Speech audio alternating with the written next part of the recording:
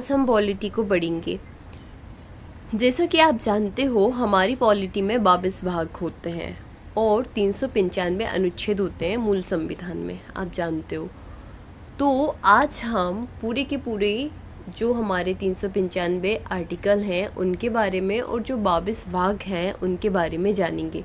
जैसे किसी बुक को पढ़ने से पहले हम चैप्टर को डिस्कस करते हैं, ठीक उसी प्रकार पॉलिटी को पढ़ने से पहले हम उसके सारे भाग के बारे में डिस्कस करेंगे।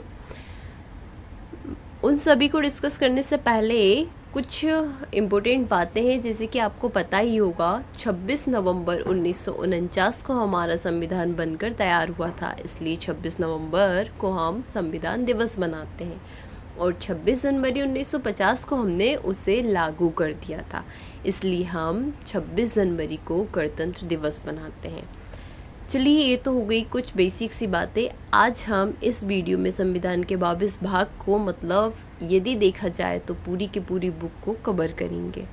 छोटा सा वीडियो है लेकिन बहुत हेल्पफुल रहेगा आपके लिए। भारतीय संविधान के 22 भाग हैं, ये आप जानते हो, लेकिन ये मूल संविधान के 22 भाग हैं। अब जो संविधान है उसके आप कह सकते हो 25 भाग हैं, क्योंकि ABC का खा गा को मिलाकर अब 25 भाग हो चुके हैं और आर्टिकल भी 395 के ABC का खा गा को मिलाकर बढ़ चुके हैं। चलिए पढ़ते हैं भारतीय संविधान के 22 भाग। भाग 1 अनुच्छेद 1 से 4 में संघ और उसके राज्य क्षेत्र को लिया गया है। इससे भाग 1 पूरा कंप्लीट हो जाता है। इसमें आर्टिकल 1 से 4 आते हैं। भाग 2 5 से 11 आर्टिकल लिया गया है, इसमें नागरिकता है। भाग 3 12 से 35 आर्टिकल लिए गए हैं, इसमें फंडामेंटल राइट्स हैं, मौलिक अधिकार। भाग 4 36 से 51 लिया गया है, राज्य के नीति निर्देशक तत्व।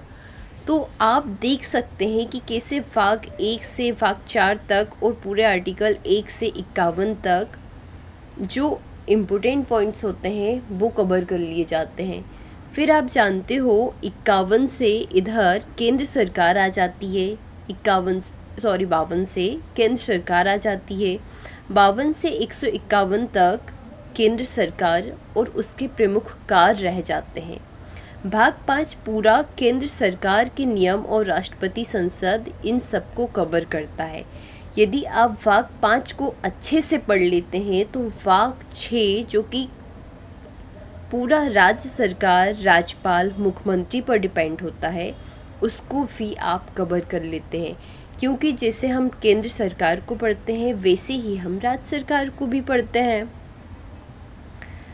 अब आता है भाग 7 238 आर्टिकल इसमें लिया गया है।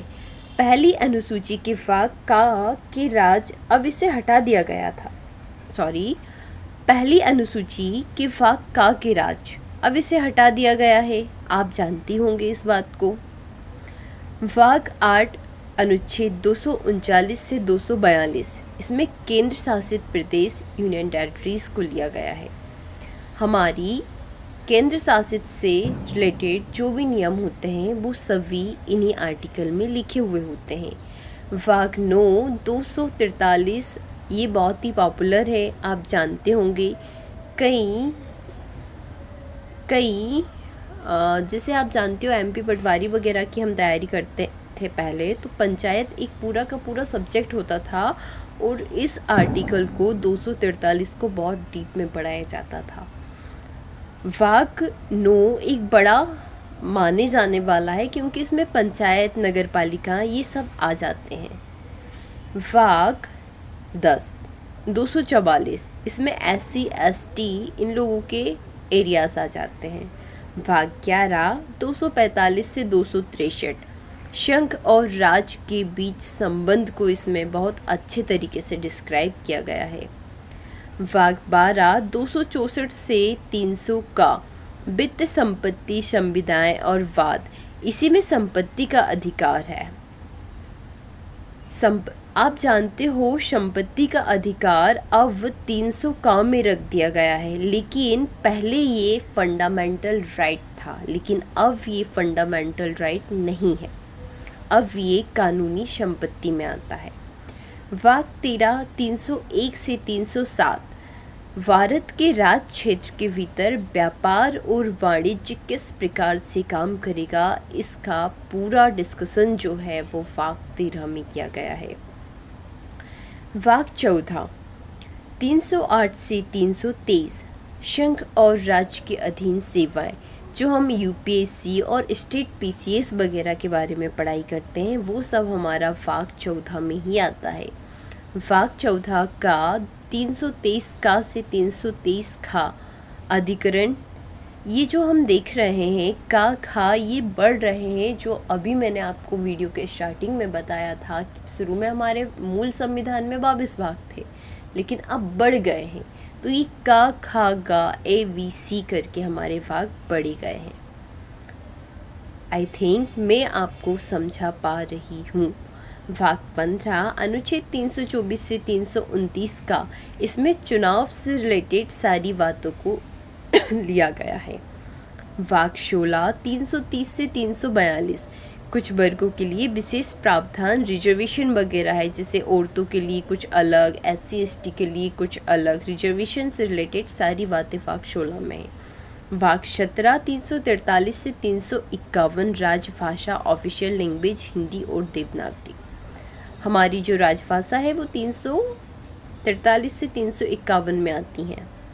भाग 18 352 से 360, इसमें इमरजेंसी होगी, राष्ट्रीय, राष्ट्रपति शासन, वित्तीय, जो हमारे तीनों की तीनों इमरजेंसी होती हैं वो इसी भाग में आती हैं। भाग 18 ये पेपर की दृष्टि से इम्पोर्टेंट है, इससे काफ़ी क्वेश्चन बनते हैं।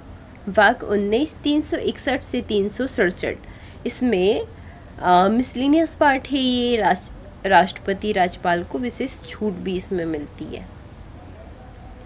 भाग 20 संविधान का संशोधन, एक इम्पोर्टेंट भाग है ये। इसको आप जब हम पढ़ेंगे आगे तो फिर इसको हम थोड़े से डीप में अच्छे से पढ़ेंगे, क्योंकि संविधान संशोधन बहुत ज़्यादा पूछा जाता है।